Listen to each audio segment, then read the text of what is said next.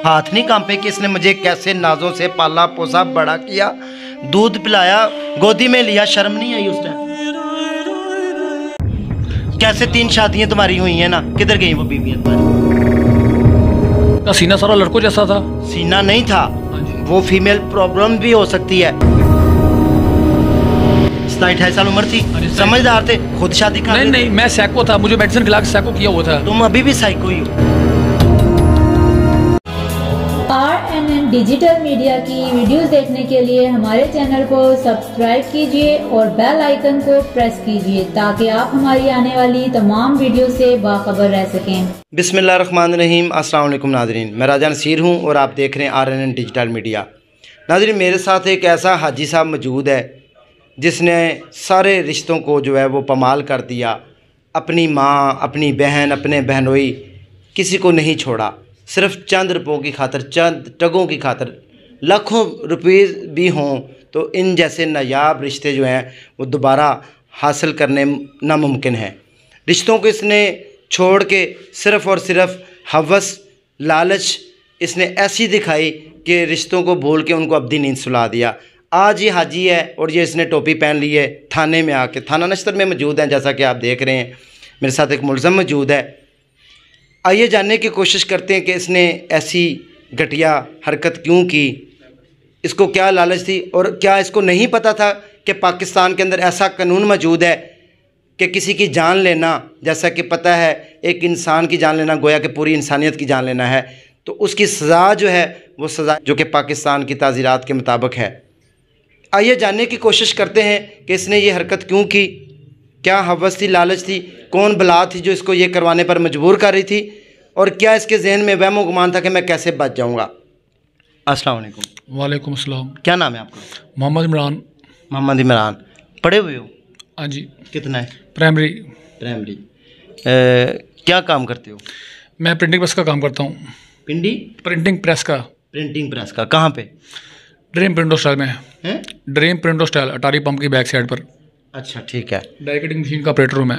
Die cutting machine का operator. अब यहाँ पर ऑपरेट कर रहे हो? नहीं, यहाँ पे। अच्छा, तो मुझे ये बताएं कि आपको किसने उकसाया था ये काम करने के लिए? उकसाया मुझे किसी ने भी नहीं है। हाँ जी, बस मेरे वालिद साहब को कत्ल कर दिया गया था। किसने? जिनका मर्डर किया है इन्होंने मेरे बाबा का मर्डर था। आपके बाबा का आपकी मदर ने कतल था? हाँ जी, मेरी वालदा, दोनों बहनें, मेरा बेनोई, मेरा मामू और मेरा भांजा। वजह जायदाद। उन्होंने आपके वालिद को मार के तो जायदाद अपने नाम लगवा ली? हाँ जी। और अब आप उनको मार के और जायदाद बचाना चाह रहे थे? आपका मकसद क्या था? मकसद ये था कि मुझे इंसाफ मिले, मेरे बाबा को है, लेकिन 302 की FIR हो, लेकिन 302 की FIR नहीं हो रही थी। 5 मरतबा इन्होंने मुझे भी उन्होंने कोशिश की है, मेरे साथ उन्होंने बहुत जुल्म किए हैं और मैं 25 सालों से जुल्म बर्दाश्त कर रहा हूँ। 16 जुल्म मैंने अकेले ने बर्दाश्त किए हैं, लेकिन मुझे इंसाफ नहीं मिल रहा था। अच्छा, हाँ जी। तो देखें, आप इंसाफ नहीं मिल रहा था, आपने कानून को हाथ में क्यों लिया? आपको पता है कि कानून की जो सज़ा है वो तो ज़ाहिर सी बात है, आज आप कानून के कटहरे में आ चुके हैं, आपको पता है कि ये सज़ा मिलेगी, तो फिर आप अल्लाह पर छोड़ देते। बस गलती हुई है, अब पछतावा हो रहा है? ज़ाहिर बात है। इमरान, मुझे ये बताओ कि क्या हुआ था उस दिन, कैसे तैश में आए? वो मैं बताता हूँ आपको। मेरे ना इनके साथ बहुत जगह चल रहा था मेरा, तो ये 25 सालों से चल रहा है।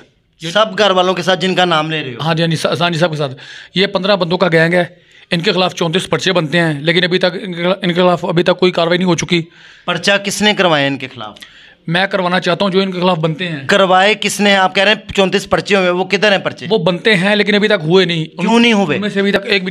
तो ये देखे ना, कानून बैठा हुआ है, तो आप करते हैं ना पर्चे, आपने क्यों नहीं पर्चे किए? यही तो मसला है ना, इंसाफ नहीं ना मिलता, यही तो मसला। क्यों नहीं मिलता? आप इंसाफ मिलेगा ना। आपने किसी की जान ली, आप कटहरे में आ गए, अगर आप पर्चा करवाते तो वो भी कटहरे में होते, आपके पास कोई एविडेंस होता। मेरे पास सारे एविडेंस मौजूद है, सबूत मेरे पास मौजूद हैं। ठीक है, मैंने एप्लीकेशनें भी दी हैं। मैंने 22 को SHO, DSP, SP, SSP, DIG, CCPO, IG Punjab, jurisdictional जज, एडिशनल जज, वज़ीर आला पंजाब, हाई। कह रहे हैं मैंने पर्चा तक नहीं करवाया, आप कह रहे हैं मैंने एप्लीकेशनें दी हुई हैं। एप्लीकेशन दी है, मैंने केस फाइल किया है, मैंने 22 से 22 रिट भी की है।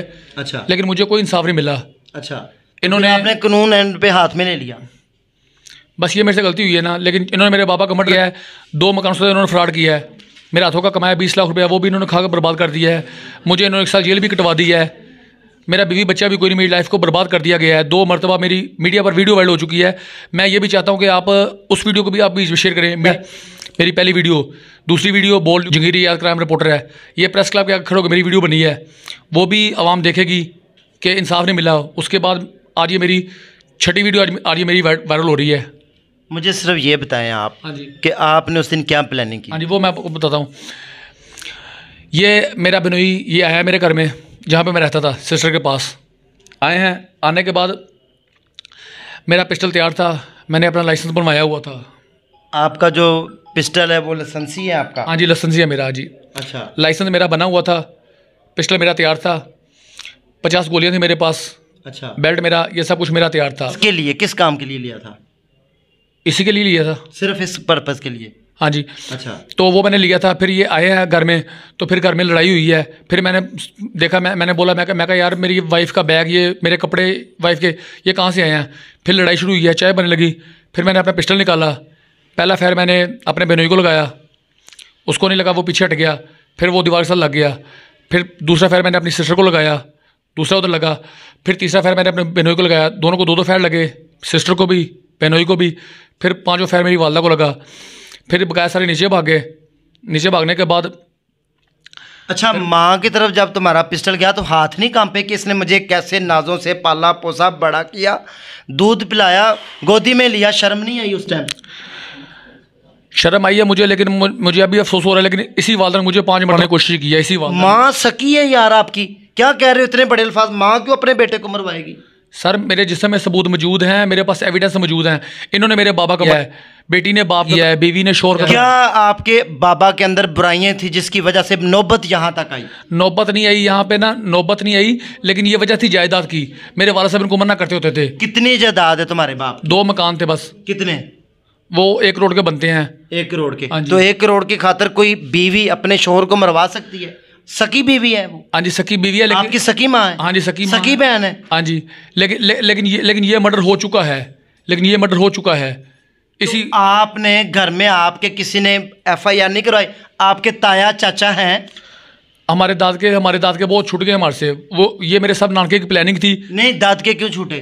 फिर इसी बात पर अगर हम पीछे जाते हैं, आप वावेला कर रहे हो कि वो मुजरम थे, तो दाद के क्यों छूटे? मैं उस टाइम बहुत छोटा था। अच्छा। मैंने अपने दाद के देखे भी नहीं है बस। तो फिर तुम्हें क्या पता कि जायदाद का मामला था या कोई और वजह थी? तुम छोटे थे, तुम्हें क्या पता तुम्हारा बाप क्या कर इसी मकान में हुआ ना, इसी मकान का स्टाम्प पेपर मौजूद है ना वो।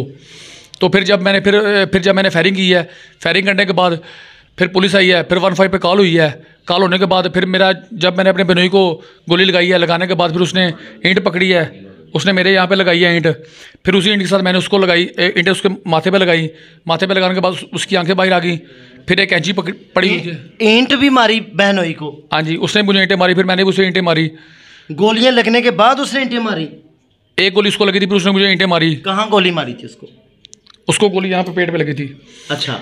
हाँ जी, तो फिर जब उसको ईंटें मारी, ईंटें मारने के बाद फिर एक कैंची पड़ी हुई थी, छोटी कैंची थी, उसके साथ फिर मैंने गले का मांस काटा। फिर किसका? बेनोई का बस। और किसी कैंची सिस्टर उधर ही ढेर होगी? हाँ, सिस्टर उधर ही। सिस्टर को फिर कोई नहीं लगाया। तो फिर 15 पर फिर कॉल आई है, इंस्पेक्टर शबीर रवान साहब आए हैं। तो इन्होंने बोला कि भाई गिरफ्तारी दे दो, पुलिस ने आपको चारों तरफ से घेर लिया है।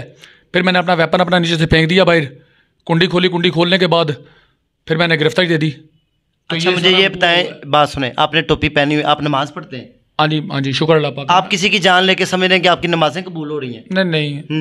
किस लिए पढ़ते हैं नमाजें? मैं बाहर भी पढ़ता था। आपकी शादी हुई है? शादी नहीं, मेरी लाइफ बर्बाद हो चुकी है। वजह कि आपकी कितनी शादी हुई थी? मेरी 3 हुई। मेरे साथ 3 धोखे हुए हैं। किस? सारे ही धोखेबाज हैं तुम्हारे साथ, सब ने धोखा कर दिया। तुम हाजी आज टोपी पहन के बन रहे हो? कैसे 3 शादियां तुम्हारी हुई हैं ना? किधर गई वो बीवियां तुम्हारी? पहली मेरी शादी हुई है चुंगी पे। अच्छा। ये उनके साथ हुई हैं। किनके साथ? मैं आपको क्या बताऊं कि यहाँ पे भी ना सबकी बहन बेटी एक बराबर है। धंधा करने वाले के साथ मेरी शादी की है। किसने? मेरी वालदा, मेरे बेनोई, मेरे बहनों ने। अच्छा, वो जो औरत थी वो धंधा करती थी, पहली बीवी आपकी? हाँ जी, हाँ जी। उससे बच्चे पैदा हो गए?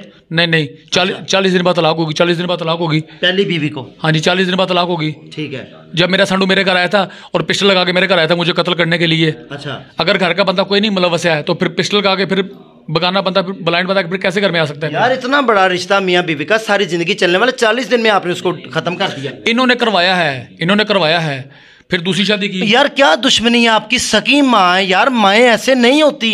इमरान होश करो, नशा करते हो? सर ऐसा हो चुका है, ये सारे जुल्म हो चुके हैं। ये नहीं, नशा करते हो? नहीं, मैं किस चीज का नशा करते हो? मैंने सादा सिगरेट भी कभी मुंह को नहीं लगाया। अच्छा, उसके बाद दूसरी बीवी को क्या हुआ? दूसरी मेरी शादी की खुसरी के साथ। खुसरी का सीना सारा साफ था, लड़कों जैसा।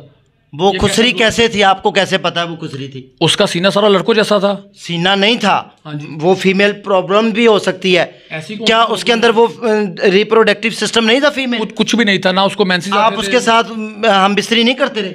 हम बिस्तरी वो बर्दाश्त नहीं करती थी। क्या होता था? कहती बहुत पेन होती है। मैं आपको क्या बताऊं, यहाँ पे भी किसी को बहन बेटी खड़ी है इस दफ्तर के अंदर, मुझे भी शर्म आती है। कि जो दूसरी शादी थी वो किसने तय की थी आपकी? इन्होंने मेरी की है। घर वालों ने की है मेरी। अच्छा, तब आपकी उम्र कितनी थी? मेरी उम्र अभी मेरी 39 साल है। तब आपकी उम्र कितनी थी जब आपकी? ये 2012 10 22 11 उस टाइम मेरी 27 साल थी। उस टाइम मेरी 27-28 साल उम्र थी। हाँ जी, समझदार थे, खुद शादी कर रहे थे? नहीं, मैं साइको था, मुझे मेडिसिन खिला के साइको किया हुआ था। तुम अभी भी साइको ही हो? मुझे 17 साल गलत मेडिसिन खिलाई गई है। फिर मेरे बाबा का इमरान कहीं 15 पर कहीं कॉल ना कर दे, कहीं पोस्टमार्टम DNA मेडिकल ना हो जाए, कहीं ओपन ना हो जाए। जो मेरे साथ 16 जुल्म किए हैं, मैं वो आपको वही बता रहा हूँ। कितने बहन भाई हैं? हम 2 बहनें 2 भाई हैं। 2 बहनें 2। सिर्फ सारे जुल्म आपके साथ हुए? ये सारे जुल्म मैं बर्दाश्त कर चुका हूँ। वजह क्या तुम ठीक थे? वजह यह कि मैं पैसे कमा के देता होता था और मेरा बिनोई मेरे घर में बैठ के मेरी कमाई खाता होता था। आपका दूसरा भाई वो इन कामों में नहीं उलझता? नहीं, वो बेचारा बीमार है तो उसको मिर्गी का मसला है। अच्छा, उसको भी। हाँ जी। आपकी बहनें 2, वो दोनों मिली हुई हैं? हाँ, वो दोनों मुलव्वस हैं। मेरा बड़ा भाई इसी थाने में खड़े होकर बयान देकर गया है। अब्बास अली शाकर ASI चश्मदीद गवाह हैं। वो थाना वाटर फैक्ट्री में उनको ड्यूटी है। मियाँ अंजम तकीर साहब थाना CA कोतवाली DSP साहब हैं, वो भी चश्मदीद गवाह हैं। उन्होंने मेरे बड़ा भाई उनको बयान देकर गया कि मेरी वालदा ने मेरे मरे हुए बाप के अंगूठे लगवाए हैं, मरे हुए के। स्टाम्प पेपर की बैक साइड पर मेरे बाबा की मौत का टाइम लिखा हुआ है। अब आप अपने किए पे शर्मिंदा हो? ये नहीं करना चाहिए था ना आपको? गलत किया है, गलत हो गया है। सब्र कर लेते, मेहनत करते, अपना काम करते, अलग नई शादी कर लेते। सब्र तो 25 सालों से कर रहा हूँ। दोबारा मैंने फिर बोला था मैं दोबारा काम करूँगा, लेकिन मेरे मामू ने इन्होंने सब मिलकर घर से निकाल दिया। 3 बच्चे को अष्टाम फरोश को मैंने पैसे पे किए हुए हैं। एक मकान की 2 रजिस्ट्रियाँ तैयार की हैं। इसके ऊपर 420 470 का पर्चा बनता है ना, अष्टाम फरोश का लाइसेंस कैंसिल किया जाए। देखें, आपके बहन भाई सारे हाँ जी जायदाद में उतने ही बराबर हैं जितने आपको आग लगी हुई है। आपके बड़े भाई को भी मसला है, आपकी सिस्टर्स को भी मसला है, आपकी मदर को भी मसला था। आप अकेले सारी सरदर्द ले रहे हैं, आपने खुद ही बदले लेने शुरू कर दिए। मेरी मदर को मसला नहीं था, मेरी मदर को मसला बनाया गया। वो मेरे बहनों ने बनाया मसला। जो मेरा हाथों का कमाया 20 लाख रुपए वो भी खा गया, ऊपर से कहता है मैंने सारी जायदाद भी खानी है। मेरे बहनोई आपका क्या काम करता है? वो पेंट का काम करता है और अच्छा, और नशा आपके घर रहता था? और मंशियात भी नशा बहुत करता था। हाँ जी, हमारे घर में रहता था। आपके घर में रहता था? हाँ जी। यानी कि उसने सारी पट्टियां आपकी मम्मा को पढ़ाई हैं? हाँ जी। ये कहना चाह रहे हो? हाँ जी। सारा किया दर का जो जुर्मदार है वो आपका बहनोई था? हाँ जी। जिसको आपने अब्दी नींद सुला दिया? हाँ जी, वो करके भी वो गया है। नाजरीन देख सकते हैं कि अब मुलज़म कितना इंतहाई शातिर बंदा है और ये अपने ऊपर बिल्कुल भी बात नहीं आने दे रहा। लेकिन आप जो भी जुर्म करेंगे पाकिस्तान की दफ़ात के तहत आपको उसके किए की सज़ा आपको मिलेगी। इस एक अदालत अल्लाह की भी है जो आपको दुनिया में भी और आखिरत में भी सज़ा देती है। कोई भी बुराई करने से पहले सोच लो उसका अंजाम क्या होगा। अब ये सलाखों के पीछे चाहे ये नमाज़ें पढ़े या कुछ करे, इसने 1 नहीं 2 नहीं 3 लोगों की जान लेने की कोशिश की है। इसने जो किया इसका अपना किरदार है, इसको ही जवाब देना पड़ेगा। एक इंसान की जान लेना गोया पूरी इंसानियत की जान लेना है। नाज़रीन इसी के साथ अपने उसको इजाज़त दें, दुआओं में याद रखें। अगले सेगमेंट में दोबारा मिलेंगे। अल्लाह हाफिज़।